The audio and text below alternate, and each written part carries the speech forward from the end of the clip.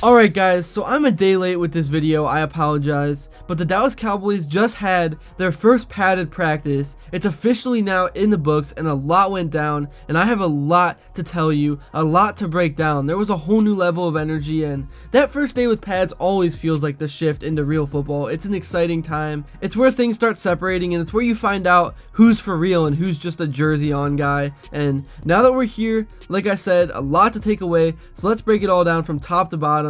The players, the injuries that happened, because there actually was one. Some people made some great plays and showed some flashes of their potential. We got to see some of the schemes kind of being installed, all that kind of stuff. So yeah, a ton to get into, but before I do begin, I would really appreciate it if you would drop a like and subscribe. It only takes 5 seconds, plus you can always change your mind, and your support truly means the world. Alright, so I did my research. I tried to find as many clips from yesterday's practice as I could, and as always, I'm going to try my best to match up all the clips with what I'm talking about. Obviously, it's not going to be 100%, probably not even going to be close to 100%, but I'll do my best. So the first play we saw was a nice early look from the offense on a play action bootleg that rolled out to the left, and it was full slide protection across the line. Dak sold the run fake hard to the right and was trying to pull up those second and third level defenders. The ball ended up in John Steffen Jr.'s hands on a quick little out route from the tight end spot. It was a smooth, safe design, clean execution, and it's notable that Steffens was working with the first team here, and kind of says something about how they view the tight end room, even with Jake Ferguson locked in long term. There's some real trust being built with Steffens. I'm not saying he'll be the starter, but nice early rep to set the tone. Unfortunately, as I kind of mentioned, there was an injury. It wasn't good news. Brevin Spanford went down during a run block. He tripped over an offensive lineman and immediately grabbed the back of his heel. It didn't look serious. He did walk off under his own power and went straight to the medical tent,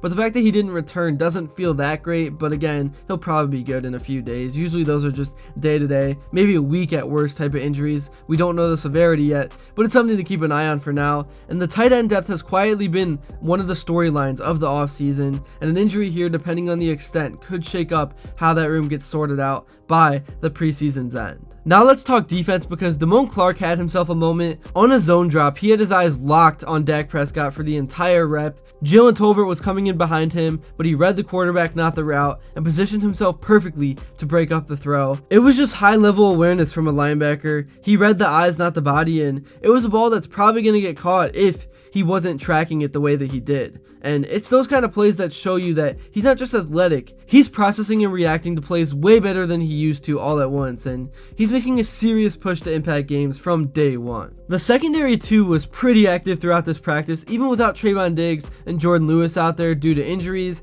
That opened the door for some other guys to step into the spotlight, and a few are clearly seizing that opportunity. One of them is Ceydier Lamb, recently acquired from Buffalo, of course. Buffalo may have given up on him too early, but Dallas definitely sees something here. He's had some strong moments so far and looks like he's playing with confidence again, which is really the biggest thing, because we all know everyone in this league has a ton of talent. It's all about confidence and just finding yourself in the right situation. But maybe the biggest riser right now is Andrew Booth Jr. He's definitely flashing his potential. There was one rep in particular during a play action look where Dak tried to hit the low ball to the sideline and Booth jumped all over it. He swatted it away clean. It was a tough throw to the boundary, but Booth's reaction was immediate. It was a quality rep, and he had a few more of those yesterday as well. In fact, he's been stacking good days, and if Diggs and Lewis aren't healthy by week 1, which I think they will be, but Booth is really making a real case to be the guy that steps into that role initially. You can tell from the tape he's trending in the right direction. And he wasn't done either. Later in practice, he was matched up against again and gave up a quick little catch on an out route. Nothing major, just a quick hitter. 3-step drop, catch and go. But it was against George Pickens, and even then, Booth was tight on it. Sometimes it's not about being perfect every snap. It's about being competitive in every rep. And that's definitely what we're seeing. Defensively overall, the energy felt right. It wasn't the flashiest day for the offense, and that's partly because the defense made it tough on them. They were keeping everything in front, minimizing big shots,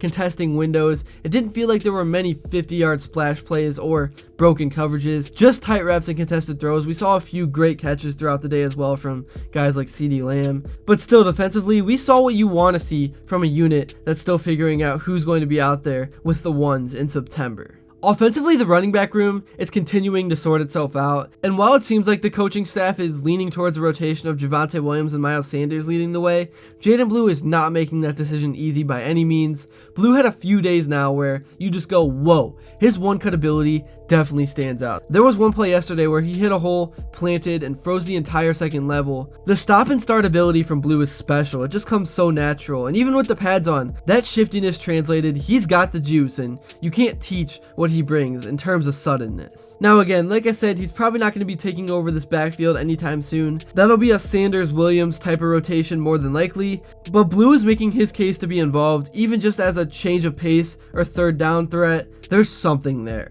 We also saw some solid reps from Sanders himself. On one run, he bounced off the contact and kept it moving upfield. The defense isn't wrapping and tackling hard yet, so it's kind of hard to judge like what would have been a tackle and what would have been a broken tackle, but it's clear the emphasis on the defensive side right now is all about ball security. Punch the ball, strip the ball, attack the football, multiple guys flying in hands first on every carry, trying to create turnovers on non-live reps. It's a culture thing that they're establishing, and it's noticeable, but even with all of that, Sanders kept his feet moving, shook off a couple of grabs, and finished the run strong. And it's just a reminder that he's still very much RB1 material. I'm not saying he's like top of the league RB1 material, but he's good enough to kind of lead the team in carries through the season. I don't expect the Cowboys to have a very productive running game, but overall, between the three of Sanders and then Javonte and also Jaden Blue, I think they can keep up and be about league average if the offensive line performs and is top notch. As for the rotation behind those three,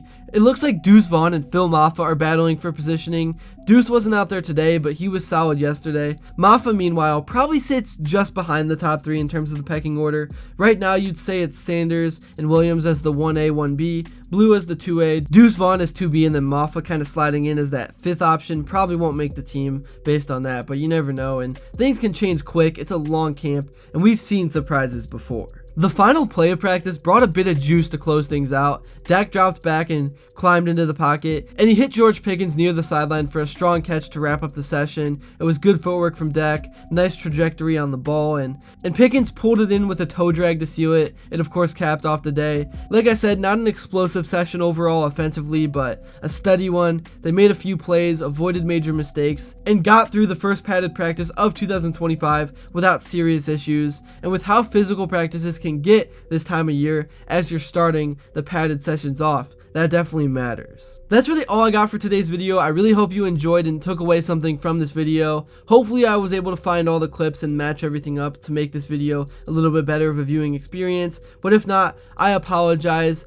and I would really appreciate it if you would all do me a favor. Please be sure to hit that like button and subscribe, and also hit that post notification bell so you never miss another upload, because there's going to be so much Dallas Cowboys content coming out throughout the course of the 2025 season. But yeah, that's all for this one. Thank you all so much for your continued support, and until next time, I will see you all later.